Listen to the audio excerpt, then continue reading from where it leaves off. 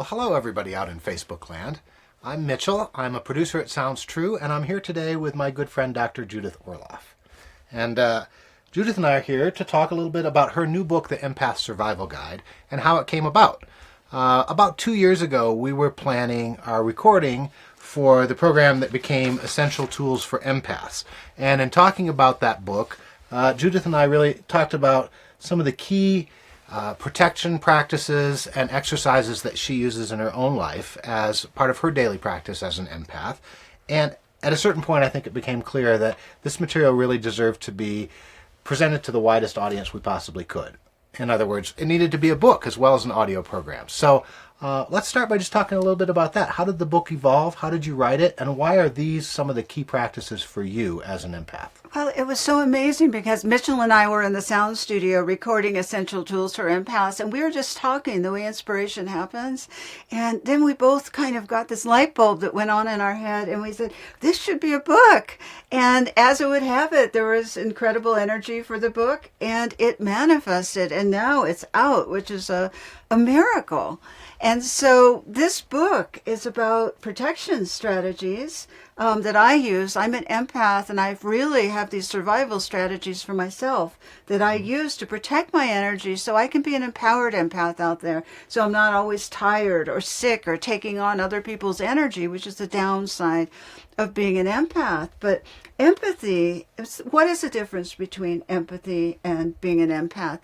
Empathy is the ability to put yourself in somebody else's shoes and feel what they're feeling. But empaths go further than that. They actually feel what's going on in the other person and take it on. And for a positive person, if you're around somebody who's shining with heart energy and love, it's a blissful experience. But if you're around an energy vampire or negative people, empaths tend to take that on in their own bodies, which is not a healthy thing to do. So that's why I wanted to write this book and offer strategies so that when you don't do that anymore, then you can live an amazing life with your sensitivities. So everybody has certain situations in which they're going to encounter people who have energy that doesn't really work for them. Right. Everybody has jobs they have to go to, or the difficult family member at family gatherings, or whatever the case may be. Can you offer one or two of those strategies or protection practices that you recommend for people who are highly empathic and are really troubled or overwhelmed by those situations? Yeah, well, it's really important that if you're going to a family gathering, that you just take an inventory of who are the energy vampires and who are the positive people, so that you know who you're dealing with, so you don't just go there and you get lambasted by negative energy. And then you set clear limits and boundaries with people. If you have a relative, let's say, who's a chronic talker, who corners you, you have to get used to compassionately stopping them and interrupting them and saying, I love you, but I've got to move on to the next conversation, or I've got to go to the bathroom, which is always an amazing excuse. Socially acceptable to get out of a situation, but you don't want to just sit there. And then it's important to set clear limits and boundaries with people, to realize that no is a complete sentence, that you don't have to defend it, that you don't have to go back and have this long explanation of why you're saying no, but just simply no, I don't feel that I can go out tonight because I'm tired. Even though you made the plan. And that's a way an empath can really take care of him or herself. In today's society, we're going all the time. There's hardly any room to just stop and breathe in most people's days. They have long commutes, they have busy jobs, they come home and they're taking the kids to soccer practice or whatever it is. So, and that's true for everybody, but I think for empaths, there's even more potential for that kind of energetic overwhelm. So for somebody who has strong empathic abilities, what are some ways just to be grounded during your daily life when so much stuff is happening that can kind of take you out of yourself and make you feel overwhelmed? Well, the key to that is being able to take time to decompress in little spurts throughout the day.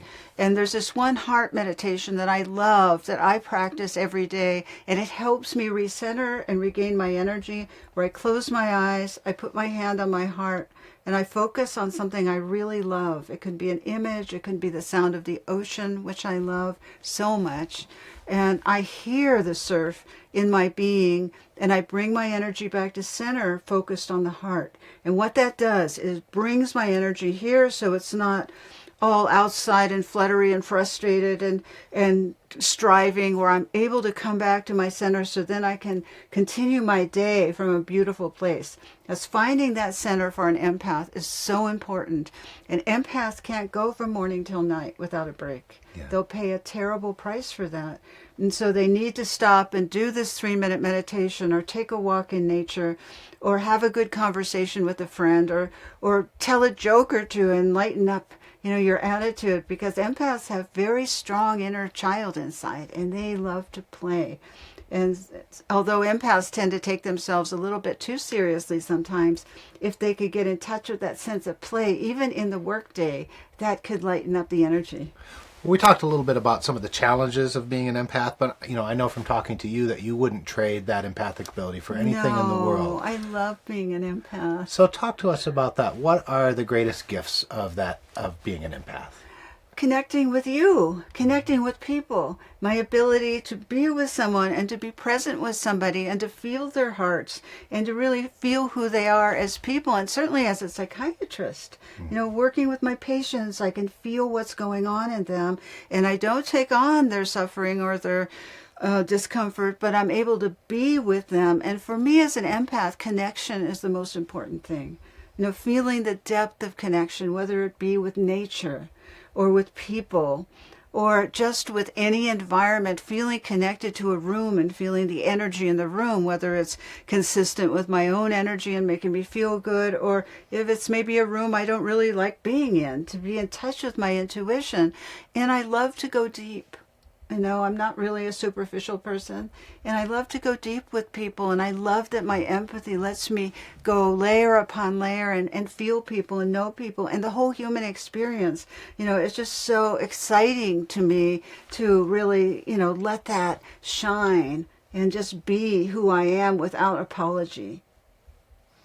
Well, thanks so much for taking the time to talk with us today. It's been a gift working on the Empath Survival Guide with you, and I know it's going to be a huge gift for other people as well. Oh, thank you. I've loved working with you, and I want to say bye for now to my Facebook friends and all of Sounds True friends, and this has just been a joy talking to you. Thanks, Judith.